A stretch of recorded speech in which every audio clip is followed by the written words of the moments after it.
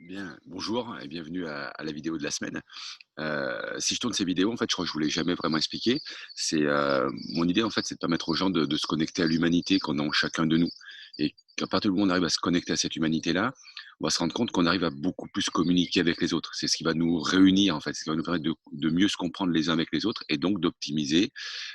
J'aime pas trop ce terme parce que c'est un terme qui est un peu plus, avec des objectifs professionnels, on va dire, mais en tout cas d'améliorer, si c'est pas optimiser, d'améliorer ses relations avec les autres.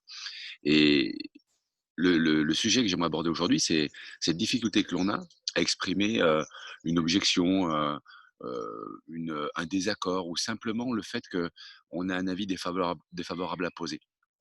On a on a un vrai tiraillement en fait entre, 2 petites voix à l'intérieur de sa tête où d'un côté on a envie de dire vraiment ce que l'on pense et en même temps, on a envie de faire plaisir à l'autre. En tout cas, on ne sait pas comment s'y prendre pour, dire ce que l'autre voudrait entendre. On voit bien qu'il y a une différence entre les 2 et on sait pas comment gérer ça et ça nous met souvent dans une difficulté où tu vas te retrouver avec, 2 2 façons de faire. Soit ça va t'agacer et tu vas partir dans une sorte de colère où tu vas exprimer ton avis, mais d'une façon hyper descendante, hyper forte, souvent cassante et donc en face, l'autre, tu as l'impression qu'il prend un scud ou si on te l'a fait à toi, tu l'as déjà ressenti ce truc-là où tu prends un retour, mais tu sais plus quoi dire. Tu dis: «Mais pourquoi tu t'énerves? Je t'ai juste posé une question, quoi».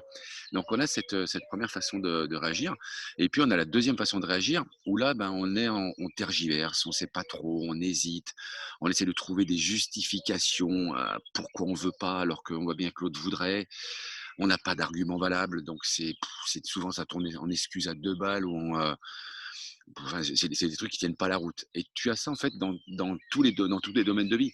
Heu, je vais prendre, heu, je vais prendre l'exemple, dans le domaine privé, peut-être tes enfants te demandent de sortir, tu as en toi une petite voix qui te dit oui, une voix qui te dit non. Tu es, dans le domaine professionnel, notamment de la vente, tu as un client qui te demande un prix, et tu es dans l'embarras, tu es en train de faire du recrutement, ben, à un moment donné, tu dois donner une réponse à ton candidat.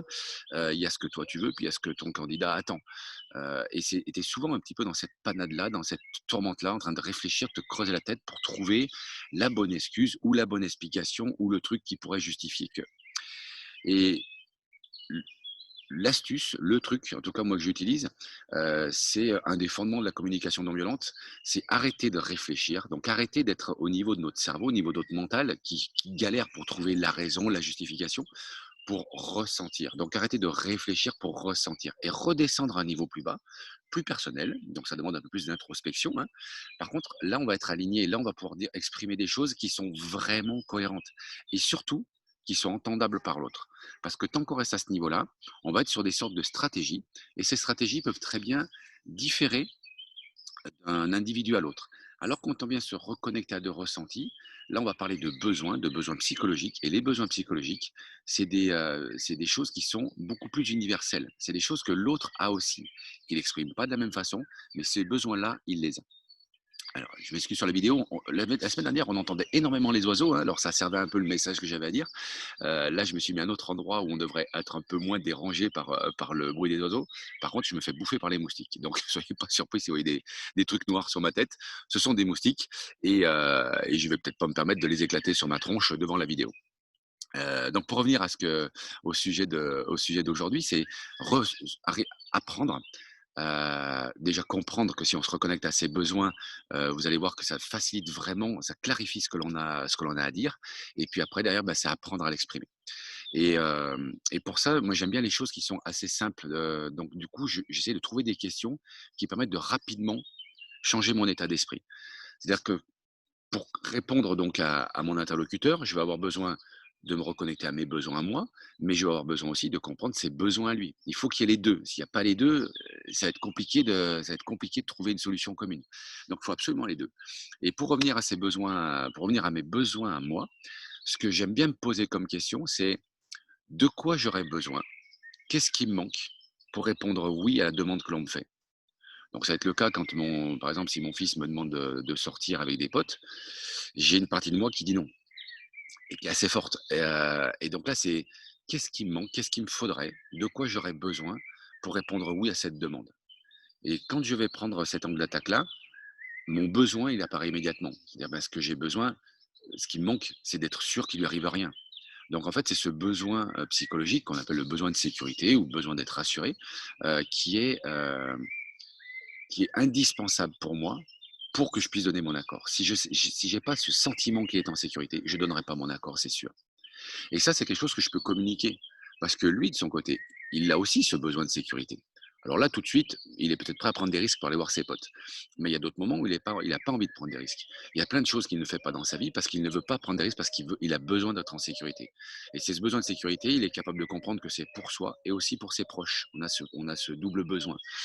Donc à partir du moment où je vais être capable d'exprimer ça, déjà, lui, il va apporter une autre oreille à, moi, je vais lui donner un contre-argument qui, lui, va surenchérir avec un autre contre-argument quand on est juste à l'étage du cerveau et quand on n'est pas à l'étage du cœur, l'étage des émotions.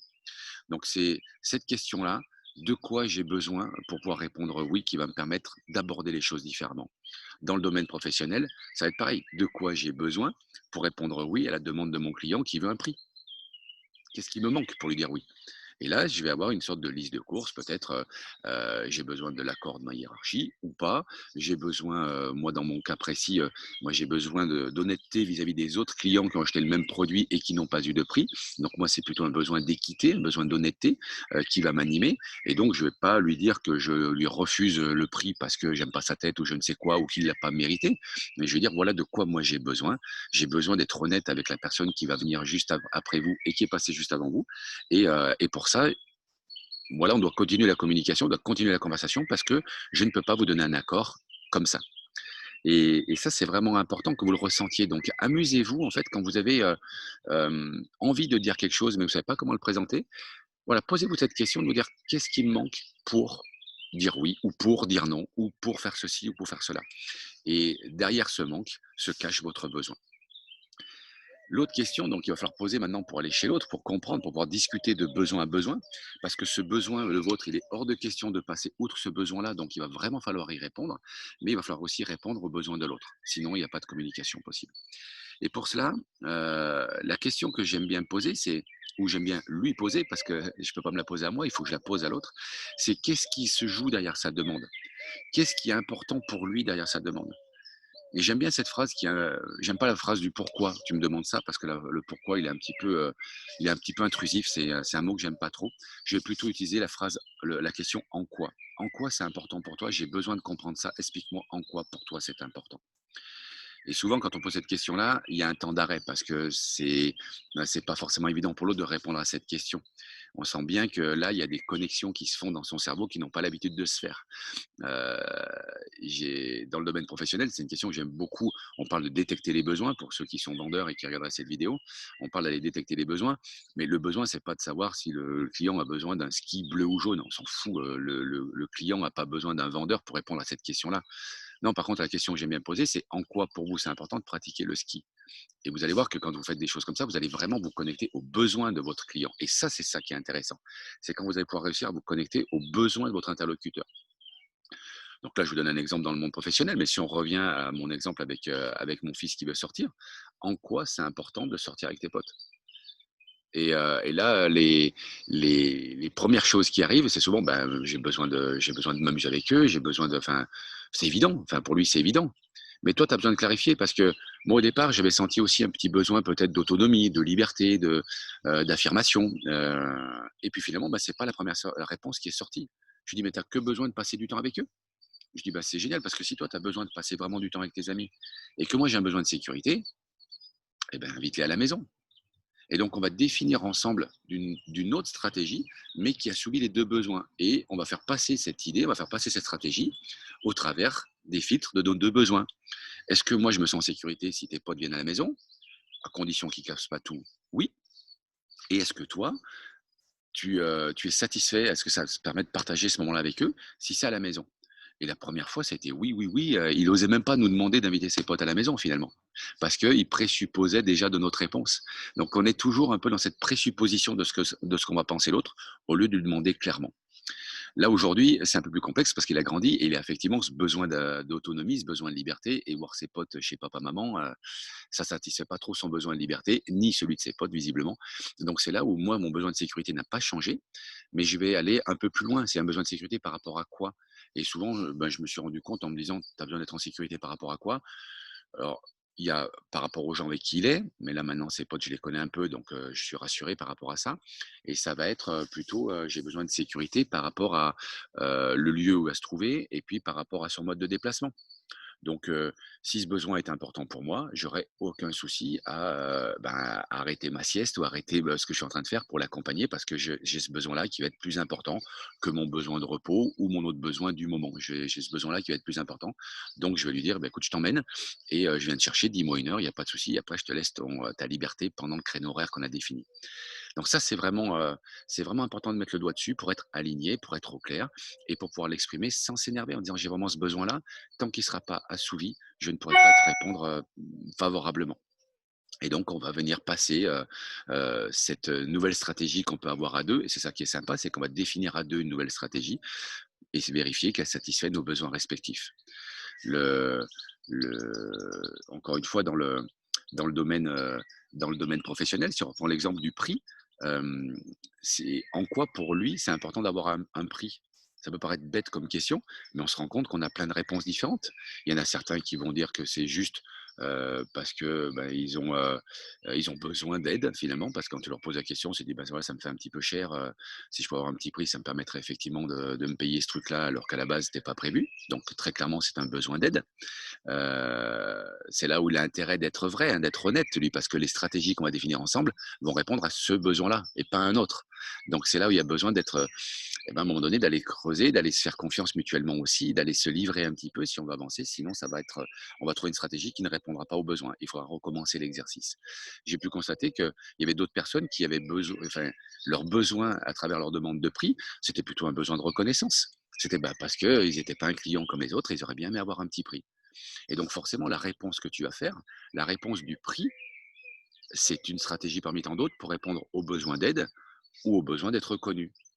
C'est peut-être une stratégie qui répond aux 2 besoins, pourquoi pas? Mais il y a plein d'autres stratégies qui permettent de répondre à ces besoins-là et c'est des stratégies qui, toi, te vont peut-être mieux par rapport à ton besoin d'honnêteté, d'équité par rapport à l'ensemble de tes clients et une fois que les 2 besoins sont exprimés, on est capable chacun d'entendre le besoin de l'autre. Donc on va trouver en commun une stratégie et tu te rends compte avec ça que tu ne dis plus jamais non à quelqu'un. C'est ça qui est formidable. Alors c'est un peu subtil ce que je vais te dire, mais tu ne dis plus jamais non, tu expliques juste pourquoi tu ne peux pas lui dire oui. Alors l'impression qu'on joue sur les mots, eh ben pas tant que ça. Pas tant que ça, je vous invite vraiment à essayer. Vous allez voir les retours que vous avez quand vous dites aux gens: «Je ne vais pas vous dire non, je vais vous expliquer pourquoi je ne peux pas vous dire oui». Alors tu le dis pas comme ça bien entendu, mais dans ta formulation, en fait, tu vas simplement dire expliquer à la personne pourquoi tu lui dis pas oui. Et en face, il y a plus cette opposition que l'on a quand on dit non, il y a plutôt une compréhension et ça se termine, en tout cas chez moi, systématiquement par: «Merci de m'avoir expliqué, je comprends, pas de souci». Mais la plupart du temps, il n'y a pas il y a pas d'opposition parce qu'il y a personne qui perd rien. C'est-à-dire que la stratégie que l'on va trouver va me permettre d'assouvir mon besoin à moi et va lui permettre à lui d'assouvir son besoin à lui. OK? Donc moi, j'aurais effectivement trouvé le moyen d'être, honnête et équitable avec tous mes clients et on aura trouvé une solution pour l'aider dans son achat. Et l'autre client, on a trouvé une solution pour le reconnaître. Je vous avais dit qu'il y a des moustiques, hein, vous voyez, je ne vous ai pas menti, hein. Ça doit être un peu orageux aujourd'hui, je ne sais pas. Heu, mais voilà le message que je voulais faire passer aujourd'hui, c'est amusez-vous à, chaque fois que vous entendez une conversation, les gens vont vous dire: «Voilà, j'aime ceci ou j'aime cela», permettez-vous de leur demander en quoi pour eux c'est important d'aimer ceci ou par exemple, j'aime faire la cuisine. OK, en quoi pour toi c'est important de faire la cuisine? Et vous allez vous rendre compte que la cuisine, ce n'est qu'un prétexte, ce n'est qu'une stratégie, mais que ce qui est intéressant, c'est de comprendre le besoin qu'il y a derrière. Et rendez-vous compte de ce qui va se passer dans la relation avec cette personne-là une fois que vous leur avez posé cette question. Vous allez voir que c'est très intéressant. La personne a vraiment l'impression d'être écoutée, elle a vraiment l'impression d'avoir quelqu'un qui lui manifeste de l'intérêt pour lui, qui la reconnaît, qui apprécie sa compagnie. Vous allez voir, ça change complètement la relation avec l'autre. C'est quelque chose qui est assez sympa. Je vous invite vraiment à le faire. Et puis, bah, du coup, l'autre exercice, c'est par rapport à vous, c'est replongez-vous dans tous ces. Peut-être vous avez dit non à quelqu'un hier ou il n'y a pas si longtemps. C'est peut-être pas compliqué pour vous de vous remémorer cette situation et de vous poser la question: qu'est-ce qu'il m'aurait fallu pour dire oui à cette personne? Qu'est-ce qui me manquait? Et voilà, et vous amuser à revenir sur vos besoins à vous. Amusez-vous avec ces 2 petits exercices-là. Rapprochez-vous de la communication non violente si vous voulez avoir des précisions là-dessus, parce que c'est vraiment la base de la communication non violente. Et puis, Eh ben, écoutez, la semaine prochaine, je vous donne rendez-vous pour une autre vidéo. N'hésitez pas dans les commentaires à me mettre des sujets éventuellement sur lesquels vous voudriez qu'on aborde. Parce que là, je commence à faire un peu le tour et je voudrais pas me répéter, je voudrais pas faire des vidéos qui ont pas forcément d'intérêt pour vous. Donc mettez dans les commentaires, je me ferai un plaisir d'y répondre et en attendant, bah, portez-vous bien.